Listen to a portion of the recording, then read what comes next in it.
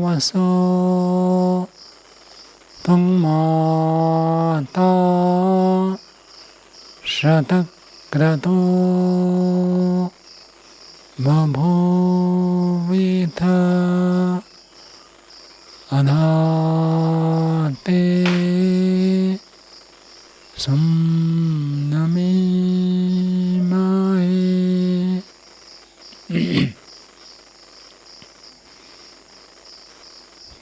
परमात्मा के द्वारा अध्यात्म मार्ग में चलने के लिए वेद मंत्रों में निर्देश मिलता है और वेद मंत्रों के आधार पर ही ऋषि लोग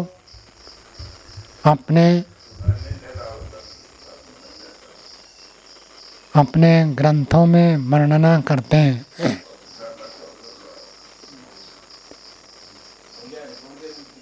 शास्त्र में बताया गया है कि योग के अंगों का अनुष्ठान करने से अशुद्धि का क्षय होता है और प्राणायाम को विशेष महत्व दिया जाता है। प्राणायाम एक योग का विशेष साधन है क्योंकि प्राण हमारे जीवन में स्थूल और सूक्ष्म के बीच में जो संबंध स्थापित करता है वो है प्राण। सूक्ष्म शरीर मन बुद्धि आदि ये सूक्ष्म शरीर के अंग हैं और स्थूल शरीर से हम कार्यों को करते हैं। तो सूक्ष्म शरीर और स्थूल शरीर के बीच में जो संबंध करने वाला है वो होता है प्राण। तो प्राण के माध्यम से कैसे अलग अलग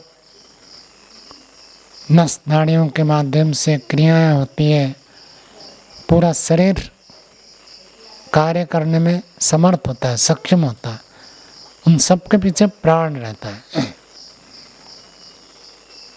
और उपनिषद में भी प्राणों का बहुत वर्णन आता है।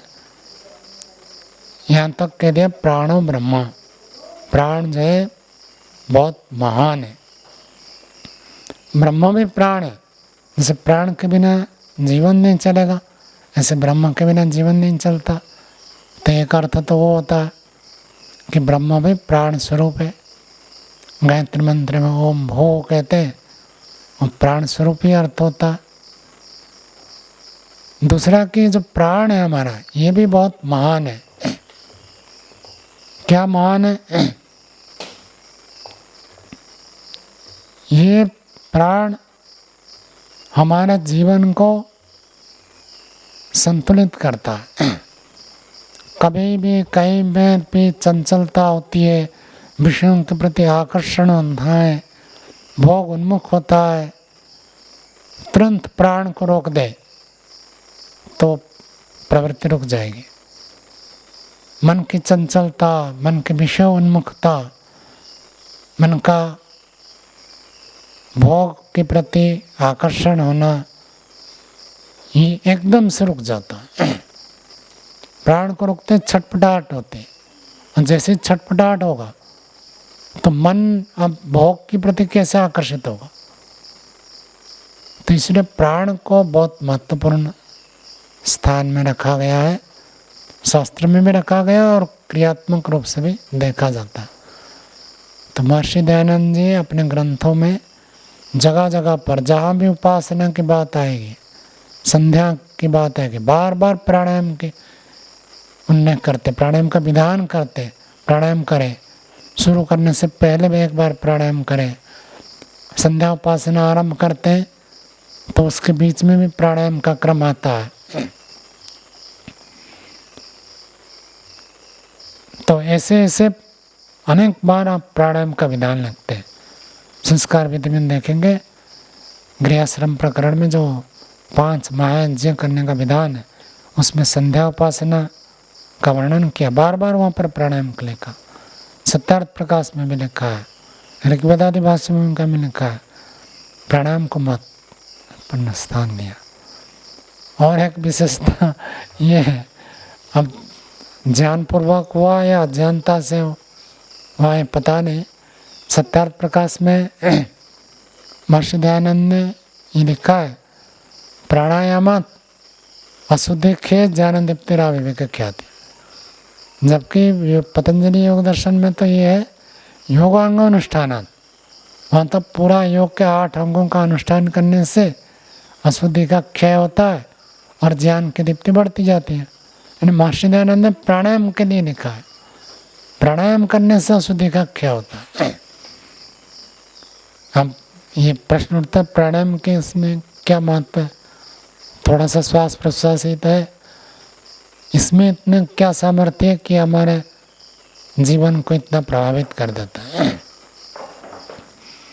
इसमें 2 प्रकार की बातें हैं। प्राणायाम से शारीरिक लाभ भी होता है और प्राणायाम से मानसिक ध्यान साधना उपासना में भी लाभ होता है। दोनों प्रकार के लाभ प्राणायाम से है। एक तो जब हम प्राणायाम करते हैं शारीरिक दृष्टि से हम यदि देखें, मान लीजिए घड़े में हम पानी भरते हैं और पानी पी लिया, फिर पानी भर दिया, फिर भर ले लिया, तो कुछ दिन के बाद देखेंगे वहाँ पर कुछ जमा हो जाएगा। टंकी में भी पानी रोज़ भरते हैं और पानी रोज़ प्रयोग करते हैं, लेकिन कुछ दिन के बाद देखेंगे वहाँ मिट्टी रेत जम जाता है। ऐसे ही हम जो श्वास प्रश्वास लेते हैं, धूल के कण हैं, धुआं है और भी अन्य पदार्थ सब हमारे जाकर फेफड़े में लंग्स उसमें जाकर वो जमा होते हैं। जैसे हम प्राणायाम करते हैं, श्वास को तीव्र गति से फेंकते हैं, तो वहाँ जो छोटे छोटे कण जमा होते हैं वो वेग से निकल जाते हैं। सामान्य श्वास प्रश्वास में वो निकलेंगे नहीं। तो जब प्राणायाम तेजी से करते हैं तो वेग पूर्वक उनको धक्का देकर करते हैं। जैसे सामान्य रोज पानी आया, जमा हुआ, फिर पानी का आपने उपयोग कर दिया, तो टंकी में जो रेत है वो निकलेंगे नहीं, लेकिन जब आप उसको घोलेंगे तो फिर वो सारा निकलता है। ऐसे जब वेग पूर्वक हम क्रिया करते हैं, फेफड़े लंग्स के अंदर जो छोटे छोटे कण जमा होते हैं वो निकलते हैं, और तब क्या होता है, शुद्ध रक्त का प्रवाह होता है। पूरा श्वास भरते, पूरा ऑक्सीजन मिलता है, तो हमारा रक्त संचार अधिक होता है। और रक्त संचार अधिक हो, जैसे कोई व्यक्ति दौड़ कर आया, अब श्वास फूल जाता है दौड़ने के बाद, और जैसे ही वो बैठता है थोड़ी देर के बाद उसका श्वास प्रश्वास सामान्य गति में आते हैं। श्वास प्रश्वास सामान्य हो तो उस समय वो तीव्र गति से श्वास को ग्रहण करता है, श्वास फूलता है ना, तेजी से श्वास लेता है। ऐसे जब प्राणायाम हम करते हैं तो तेजी से श्वास प्रश्वास का ग्रहण त्याग होता है, पूरा फेफड़े को भरते हैं। जब बाह्य प्राणायाम भी करते हैं, श्वास को छोड़ा तो अंदर के जो मलिनता है, धूल के कण हैं इत्यादि जो है वो तीव्र गति से बाहर निकलते हैं। लेते समय इसलिए मना किया जाता है कि जल्दी नहीं लेना है, लेते समय धीरे धीरे लेना है, छोड़ते समय तीव्र गति से छोड़ना है। लेते समय यदि हम तीव्र गति से लेंगे तो झटका लग सकते हैं, सूक्ष्म तंतु हैं, तो लेते समय धीरे ही लेते हैं। प्रक्रिया ही ऐसे बनी हुई है, जितनी तेजी से हम छोड़ सकते हैं इतनी तेजी से हम श्वास को ग्रहण नहीं कर सकते। ग्रहण करने की प्रक्रिया धीरे होती है, छोड़ने की प्रक्रिया तीव्र होती है। तो एक तो ये हमारा जो श्वसन तंत्र है, इसमें जो अशुद्धि कण जम जाते हैं वो निकल जाते हैं, तो शुद्ध रूप से अधिक खाली स्थान है तो वायु का अधिक ग्रहण होगा, और अधिक वायु ग्रहण हो तो अधिक ऑक्सीजन मिलेगा, अधिक ऑक्सीजन मिलेगा तो रक्त का शोधन अधिक होगा, अच्छा होगा, बढ़िया होगा, फिर पूरे शरीर में रक्त का संचार अच्छा होगा। तो इसलिए इससे क्या होता है, शारीरिक स्वास्थ्य में बहुत लाभदायक होता है। जो लोग दौड़ नहीं सकते और उछाल कूद दंड बैठक ये सब व्यायाम नहीं कर सकते, तो इसके माध्यम से श्वसन क्रिया के माध्यम से व्यायाम उनका होता है। स्थूल व्यायाम तो कर नहीं सकते, तो सूक्ष्म व्यायाम के रूप में प्राणायाम काम करता है। तो इसी रूप में ये एक प्रकार के हमारे शारीरिक स्वास्थ्य को ठीक रखने के लिए आवश्यक होता है। अब दूसरी बात है ये हमारे मानसिक स्वास्थ्य, आध्यात्मिक उन्नति में क्या काम करता है। योग दर्शन में भी बताया, तथा क्षीयते प्रकाश आवरण, प्रकाश का जो आवरण है, बुद्धि नामक तत्व को ढकने वाला जो अशुद्धि है, मलिनता है, उस मलिनता को ही नष्ट कर देता है, इतना बताया। मनुस्मृति में भी इसकी प्रशंसा में बताई गई। जैसे धातुओं को हम अग्नि में तपाते हैं, धातु की मलिनता दूर हो जाती है, ऐसे प्राणायाम करते हैं तो इंद्रियों के दोष दूर हो जाते हैं। और सबका बताया, आसन का, प्राणायाम का, प्रत्याहार का, धारणा का, ध्यान का। तो प्राणायाम से कहा इंद्रियों का मल दूर होता है। तो कभी भी इंद्रियों का आकर्षण होता है, प्राण को रोकते तो रुकता है। और प्राणायाम योग में प्रवेश करने के लिए प्रारंभ में तो आसन करते हैं, उसके बाद तुरंत प्राण होता है। प्राण का मन के साथ, मन का प्राण के साथ संबंध है। प्राण को रोकेंगे तो मन रुकता है, और प्राण को खुला छोड़ते तो मन चंचल होता है। तो ऐसे कोई प्रारंभिक योगाभ्यासी मन को रोकना चाहे तो रोक ही नहीं पाएगा, उसको लगेगा मन भाग रहा है। लेकिन जब प्राण को रोक देता है तो मन एकदम से रुकेगा। मन की जो प्रवृत्ति होती है, मन इंद्रियों से जुड़ता है और इंद्रिय विषयों के साथ जुड़ते हैं। ये जो विषयों के प्रति लालसा, आकर्षण है, बंद नहीं होता। नए व्यक्ति होते हैं, नए नए जब उपासना करते हैं, उनको बार बार इच्छा होती है आँख खोलकर देखूं। तो क्या देखेंगे? दिन भर तो आँख खोलकर देखते ही हैं। उपासना में आधा घंटा, 1 घंटा जो भी बैठते हैं, उस समय में फिर भी बार बार आँख खोलकर देखते हैं। वो देखने की इच्छा जो सामने है, वो तो देख कर ही तो बैठा है ना। अब मानो यहाँ हम बैठे हैं, अभी आँख बंद करें तो आँख के जो चीज़ें, सामने जो चीज़ें हैं, उसको तो हमने देख लिया, फिर क्या देखने की इच्छा हो रही है? ये एक प्रकार की चंचलता है। मन की चंचलता, इंद्रियों के साथ संबंध और इंद्रियों का विषय के साथ संबंध होता है। अब उसको कोई रोकना चाहे तो प्रारंभ में तो उसको लगता है मैं तो आँख बंद करके बैठ ही नहीं पाता हूँ 1 घंटा। 1 घंटा आँख बंद करके बैठना ही कठिन हो जाता है। चिंतन, मनन, ध्यान तो दूर की बात है। आँख बंद करें तो एकदम से कुछ लगता है, बेचैन लगती है, कुछ खोल कर देखूं क्या हो गया। कुछ होता नहीं है, लेकिन व्यक्ति को ऐसा अंदर से लगता है। तब जब प्राण को रोक देते हैं तो प्राण को रोकते ही मन रुकता है।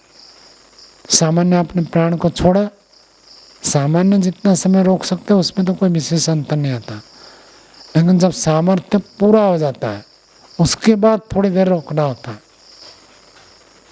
मानो सामने छोड़ दिया 10 मिनट, 10 सेकेंड, 15 सेकेंड, 20 सेकेंड, ऐसे ही रोक दिया, उसमें तो कोई जोर नहीं पड़ेगा।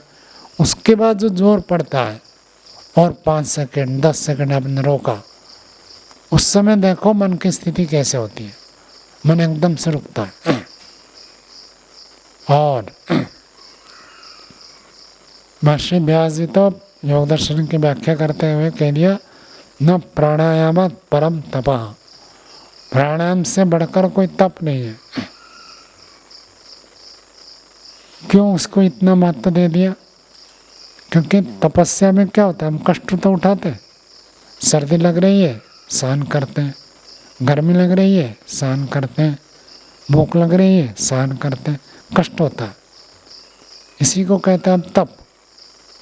किसी ने कुछ कह दिया, मन में विचार आ रहा, उसको हम रोकते, तो तप, मानसिक तप।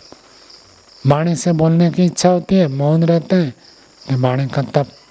तप करने से क्या होता है, जो कष्ट को हम सहन करते धर्म के वृद्धि के लिए, क्योंकि ये करेंगे तो हमारे धर्म में वृद्धि होगी, नहीं करेंगे तो धर्म में वृद्धि नहीं होगी, इसलिए तप करते हैं। अब भूख को सहन करना, प्यास को सहन करना, ये सरल बात है, लेकिन जब प्राण को आप रोकते हैं, प्राण से जीवन चलता है, पर जीवन को ही आपने रोक दिया, बिना भोजन किए कई दिन तो जी सकते हैं ना, लेकिन बिना श्वास के कितने समय जी सकते हैं, तो वो इतना महत्वपूर्ण है, उसको हम रोक रहे हैं, इसलिए उसको कहा प्राणायाम परम तप। नो, प्राणायाम से बढ़कर कोई तप नहीं है। सर्दी लग रही है, थोड़ा थोड़ा व्यक्ति सहन करता है, इतना मरेगा नहीं। गर्मी लग रही है, मरेगा नहीं, लेकिन प्राण को रोक दिया और पूरा रोक दिया तो मर जाएगा, और ज़्यादा नहीं, 2-4 मिनट में मृत्यु हो जाएगी। उसको हम कर रहे हैं, तो सबसे कठिन होता है प्राण को रोकना। भोजन को छोड़ सकते हैं, पानी को भी छोड़कर कई घंटों तक रह सकते हैं, और चीज़ों को छोड़ सकते हैं, देखना छोड़ सकते हैं, सुनना छोड़ सकते हैं, और चीज़ों को छोड़ सकते हैं, लेकिन प्राण को छोड़ ही नहीं सकते। उसको भी हम रोकने का प्रयत्न करते हैं, इसलिए उसको कहा परम तप। और योग का प्रसिद्ध सिद्धांत है, न तपस्वी न योग सिद्ध्यति, बिना तपस्या के योग की सिद्धि नहीं होती है, तपस्या करनी ही पड़ेगी। जो व्यक्ति कुछ भी तपस्या नहीं करता है, वो योग में गति नहीं कर सकता, प्रगति नहीं कर सकता, उन्नति को प्राप्त नहीं कर सकता। यदि तप नहीं करता, तप का विपरीत होता है भोग विलास। भोग विलास में डूबा रहता है, तो योग में गति कैसे होगी? विषयों को ही आकर्षित होता है, तो विषय तो उधर जाएगा ना, मन में वही विचार आएंगे, जिनके प्रति हमारा आकर्षण है वही विचार आएंगे, इसलिए वैराग्य करेंगे। वैराग्य से ही मन रुकता है। अभ्यास और वैराग्य में हम निरोध हो। निरोध कब होगा? अभ्यास और वैराग्य से। यदि हम प्रयत्न पूर्वक तपस्या करते हुए भोग विलास को रोकते हैं, तब जाकर हमारे योग में गति होगी, और ये उसका एक सूक्ष्म उपाय है। भोजन छोड़ दे लेकिन मन में विचार चल रहा, यहाँ अंदर से परिवर्तन होता है। बाहर से भोजन को छोड़ना, बाहर से पानी छोड़ना, सर्दी गर्मी सहन करना, ये बाहर से तप होता है, ये अंदर से तप करता है, मन के विचारों को रोक देना, ये तप है। इसलिए कहा उससे प्रकाश के आवरण क्षय होते हैं। जितना व्यक्ति प्राणायाम करता है उतना लाभ होता है। पूज्य स्वामी चित्तानंद जी तो प्राणायाम तो 1 घंटा करने को कहते हैं पहले, अभी तो वृद्ध हो गए, अभी भी करते हैं सुबह शाम, लेकिन पहले सब साधकों को कहते हैं 1 घंटा व्यायाम, आसन व्यायाम 1 घंटा, प्राणायाम 1 घंटा और उपासना 1 घंटा, 3-3 घंटे साधना। उनका तो अभी भी ऐसे ही चल रहा है, इतनी वृद्धावस्था में। उससे क्या होता है? शरीर भी स्वस्थ रहता है और मन भी प्रसन्न होता है।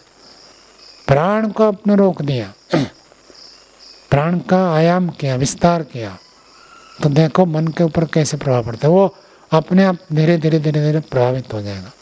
प्राणायाम करने के बाद एक अंदर से शांति की अनुभूति होगी, तुरंत आप मन को ध्यान में, उपासना में, जप में लगाना चाहे तो बहुत सरलता होती।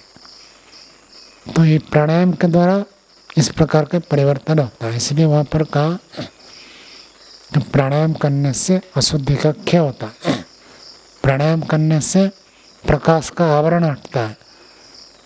और योग दर्शन में बताया प्राणायाम करने से धारणा सोचो योग्यता मनसा, मन को किसी विषय पर टिकाने की जो क्षमता है वो धारणा मन प्राणायाम से होता है। प्राणायाम करेंगे तो मन रुका, अब रुके हुए मन को आप कहीं भी लगा सकते हैं। मन चलायमान है, चंचल है, तो उसको आप कहाँ लगाएंगे? तो मन को जब स्थिर करते हैं तब कहीं भी लगा सकते हैं। तो मन की स्थिरता के लिए प्राणायाम चाहिए। प्राणायाम से मन स्थिर हो गया, अब उसको जहाँ लगाना चाहे लगा सकते हैं। तत्काल प्रारंभ में स्थिर करने के लिए प्राणायाम साधन है, नहीं तो मन तो भटकता रहता है। तो उसके लिए ये बताया। आप जो वेद मंत्र के ऊपर पूछते थे, प्राण में अपान की आहुति देने से विनीत होता है। तो प्राण क्रिया अपान क्रिया, जैसे होता है हम बाहर श्वास को छोड़ते हैं, अंदर श्वास को भरकर अंदर रोकते हैं, ये तो प्राण हो गया।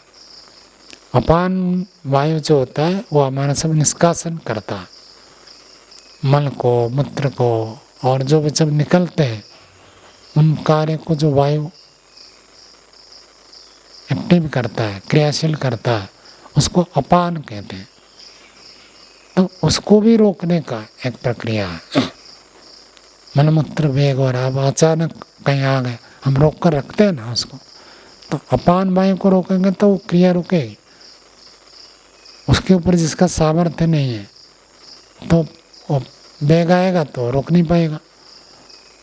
तो जैसे श्वास प्रश्वास प्राण, इसको रोकना, धारण करना, ये एक अभ्यास करते हैं। ऐसे अपान क्रिया के भी करते हैं।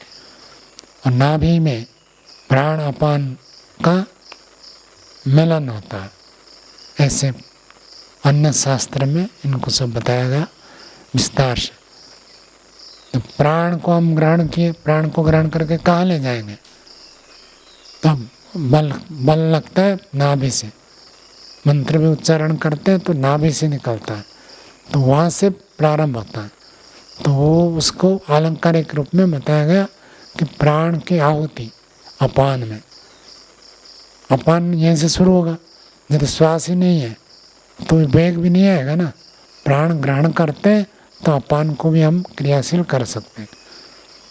यदि प्राण नहीं है, प्राण शक्ति नहीं है, तो अपान में कार्य नहीं करेगा, सारा शिथिल हो जाएगा। तो दोनों को एक साथ संयम करना होता है, वो भी अभ्यास होता है। बड़ी अवस्था में, रोग विशेष में इस अपान की क्रिया बिगड़ जाती है। सैया में मलमूत्र त्याग कर देते हैं, छोटा बच्चा होता है और त्याग कर देता है, उसका नियंत्रण नहीं है। धीरे धीरे ग्रंथियाँ विकसित होती हैं और प्राण शक्ति के द्वारा उसको नियंत्रण किया जाता है। तो इसी प्रकार प्राण और अपान उसको व्याख्याकार ने लिखा है, मूल मंत्र में तो नहीं है, व्याख्याकार ने उस रूप में वर्णन किया। तो प्राणायाम हमारे जीवन में बहुत आवश्यक है और इसको करने से लाभ का पता चलेगा। हम जितना सुनेंगे उससे नहीं होगा, जितना जितना हम अभ्यास करते हैं उसका लाभ अपने आप धीरे धीरे प्राप्त होता है। हम सब प्राणायाम का अभ्यास प्रत्येक दिन करें और लाभ को अनुभव करें। ओम।